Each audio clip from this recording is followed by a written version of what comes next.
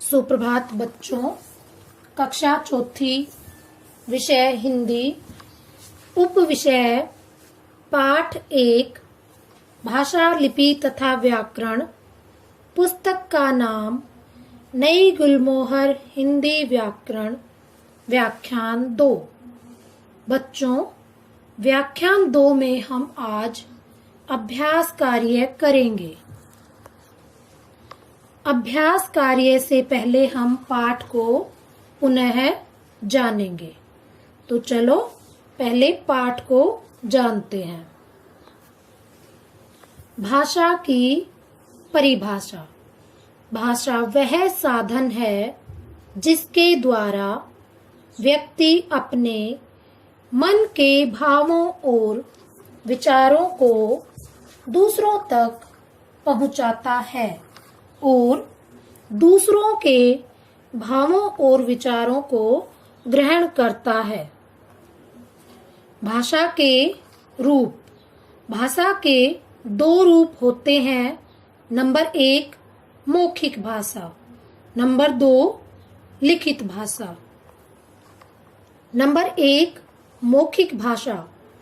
जब हम अपने मन के विचारों को बोलकर दूसरों तक पहुंचाते हैं और दूसरा उन्हें सुनकर समझता है, तो यह भाषा का मौखिक रूप कहलाता है।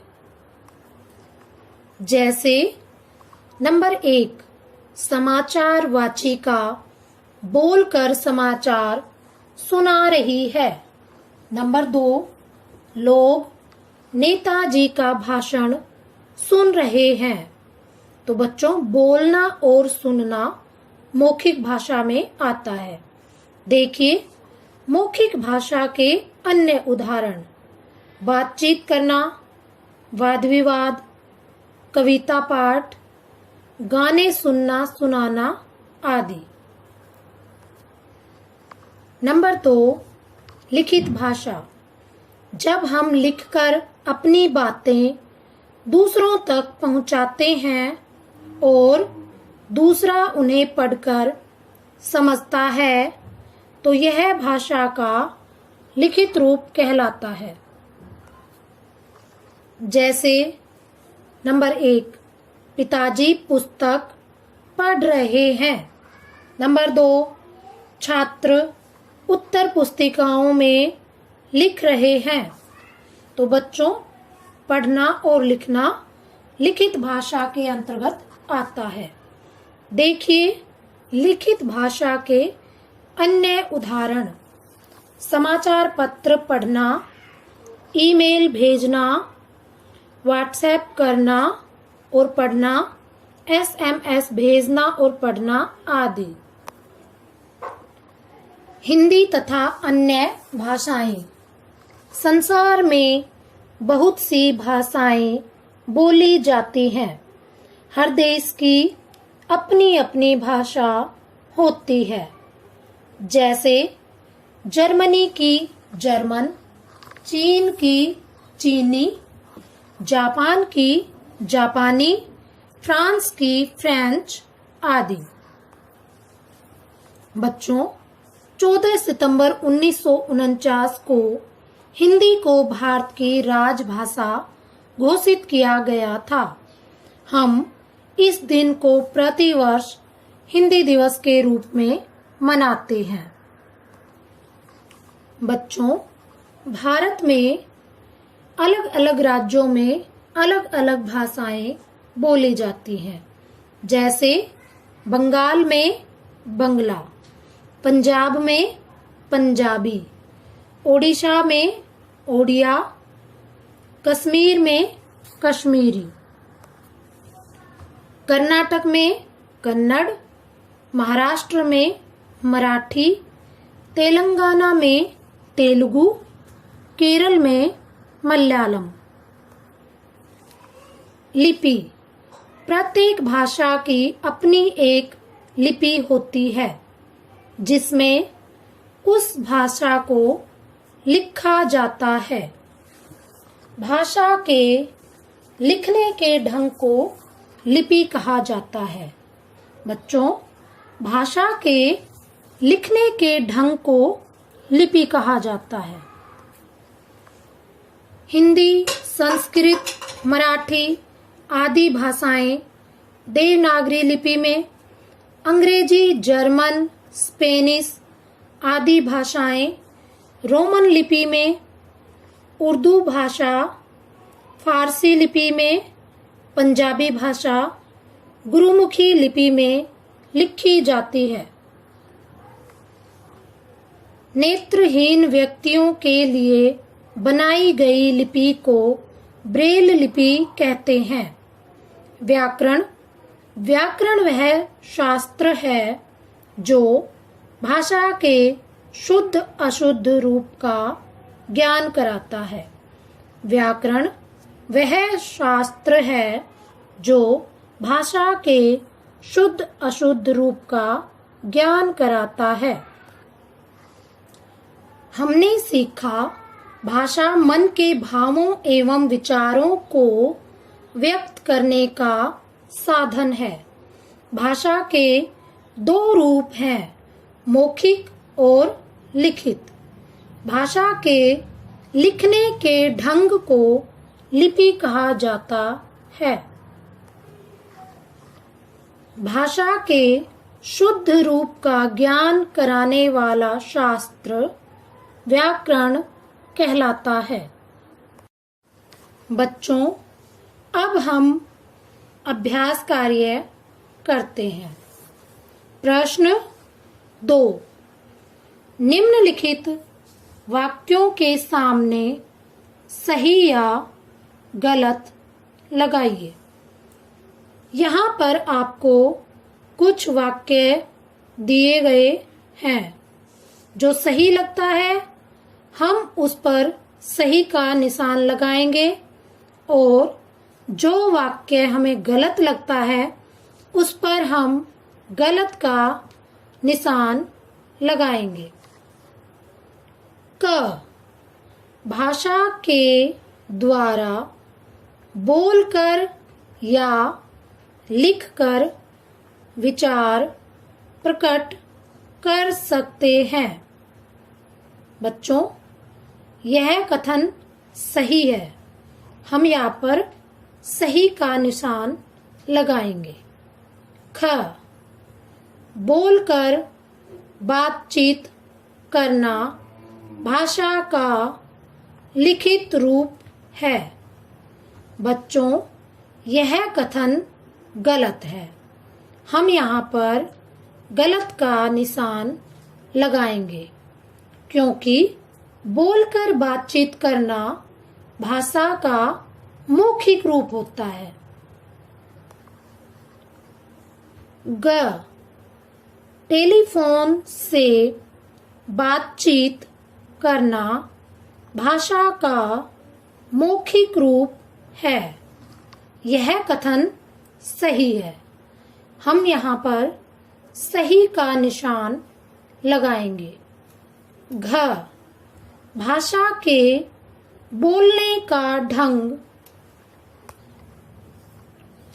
लिपि कहलाता है। यह कथन गलत है। हम यहाँ पर गलत का निशान लगाएंगे। भाषा के बोलने का ढंग लिपि कहलाता है।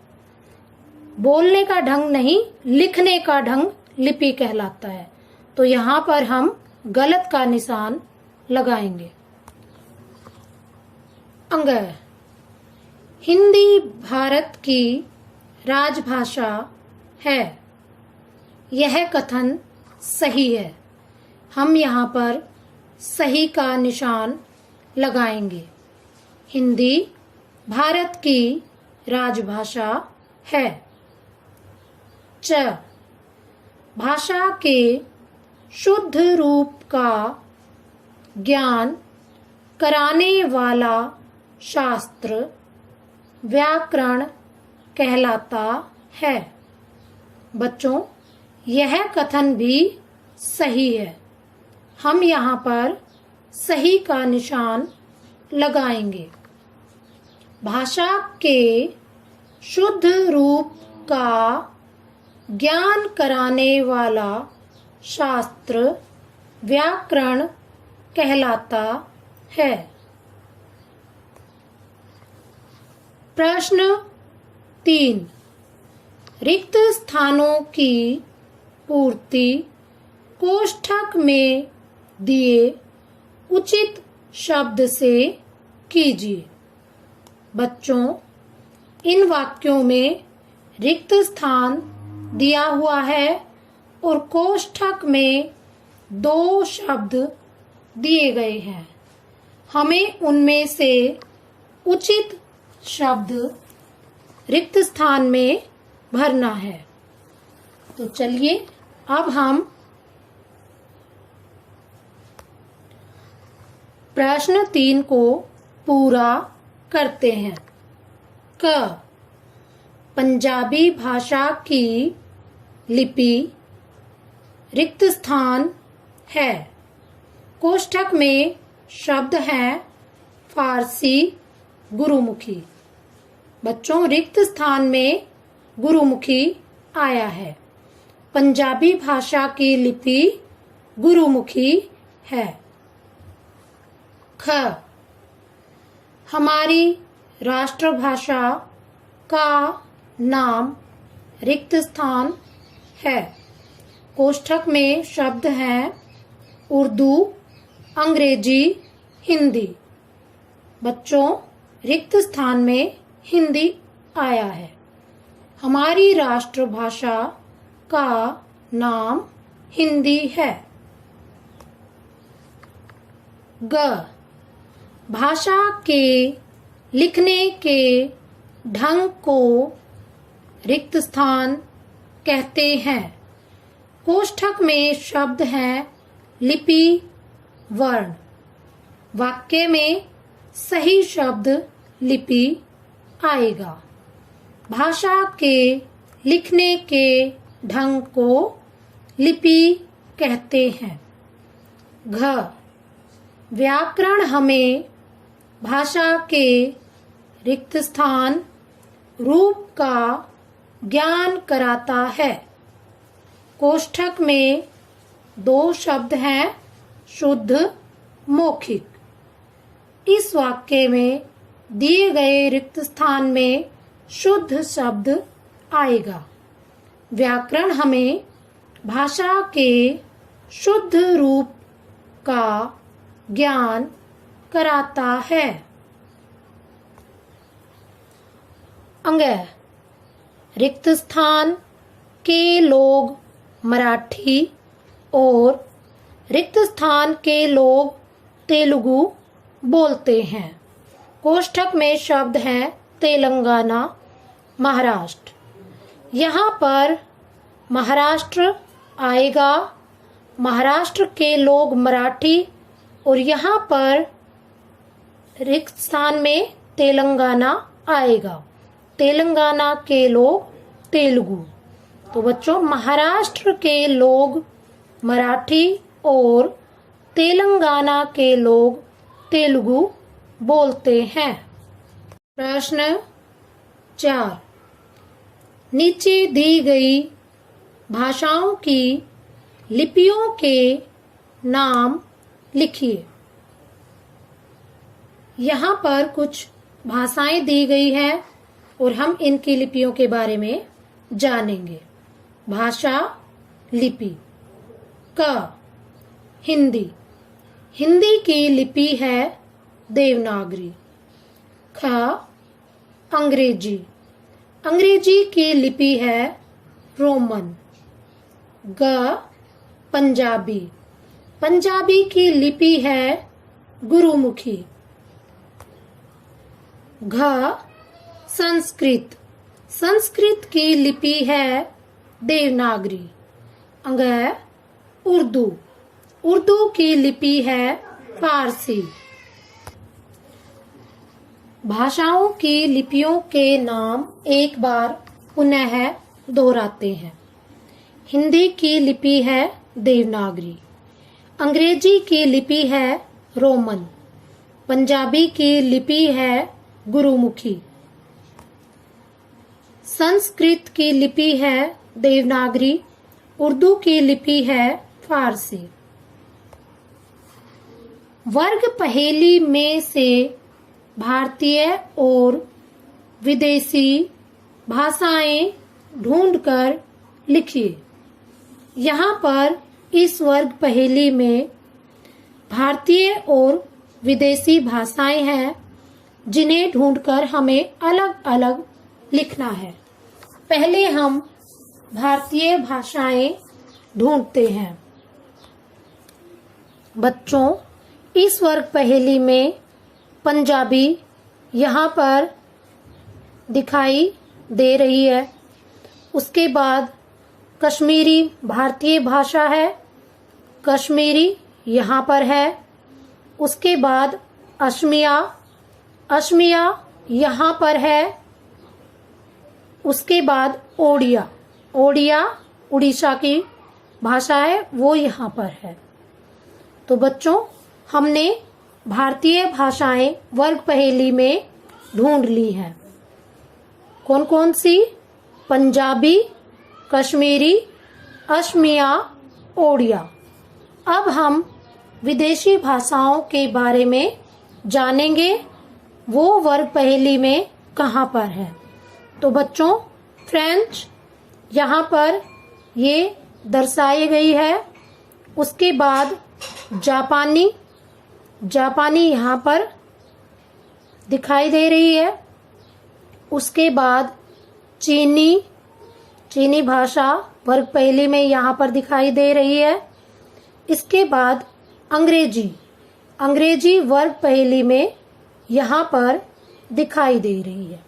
तो बच्चों, हमने वर्ग पहेली में विदेशी भाषाएं फ्रेंच, जापानी, चीनी और अंग्रेजी ढूंढ ली है। बच्चों, आज आपको गृह कार्य में प्रदत्त कार्य दिया जा रहा है। प्रश्न 1, नीचे दी गई भाषाओं की लिपियों के नाम लिखो। भाषाएं हैं उर्दू, पंजाबी, संस्कृत, अंग्रेजी, हिंदी। इनकी लिपियां आपको लिखनी है। प्रश्न 2, रिक्त स्थानों की पूर्ति कीजिए। यहाँ पर कुछ वाक्य आपको दिए गए हैं जिनमें रिक्त स्थान है। वहां पर उचित शब्द भरकर रिक्त स्थानों की पूर्ति कीजिए। प्रश्न 3, निम्नलिखित वाक्यों के सामने सही या गलत लगाइए। यहाँ पर कुछ वाक्य आपको दिए गए हैं। जो वाक्य सही है उसके सामने सही का निशान और जो वाक्य गलत है उसके सामने गलत का निशान आपको लगाना है। प्रश्न 4, 3 भारतीय भाषाओं के नाम लिखो। बच्चों, आपको 3 भारतीय भाषाओं के नाम यहाँ पर लिखने हैं। बच्चों, अब हम व्याख्यान 1 में दिए गए गृह कार्य का हल जानते हैं। उम्मीद है आप सभी ने अपना गृह कार्य कर लिया होगा। फिर भी हम एक बार गृह कार्य का हल जानते हैं। प्रश्न 1, भाषा किसे कहते हैं? उत्तर, भाषा वह साधन है जिसके द्वारा व्यक्ति अपने मन के भावों और विचारों को दूसरों तक पहुंचाता है और दूसरों के भावों और विचारों को ग्रहण करता है। एक बार पुनः दोहराते हैं। भाषा वह साधन है जिसके द्वारा व्यक्ति अपने मन के भावों और विचारों को दूसरों तक पहुंचाता है और दूसरों के भावों और विचारों को ग्रहण करता है। प्रश्न 2, भाषा के कितने रूप होते हैं? नाम लिखो। उत्तर है भाषा के 2 रूप होते हैं। नंबर 1 मौखिक भाषा, नंबर 2 लिखित भाषा। प्रश्न 3, लिपि किसे कहते हैं? उत्तर, भाषा के लिखने के ढंग को लिपि कहते हैं। प्रश्न 4, व्याकरण किसे कहते हैं? उत्तर है भाषा के शुद्ध अशुद्ध रूप का ज्ञान कराने वाला शास्त्र व्याकरण कहलाता है। आप सभी से नम्र निवेदन है कि एडक्वार्क चैनल को सब्सक्राइब करें और वीडियो को लाइक करें। धन्यवाद।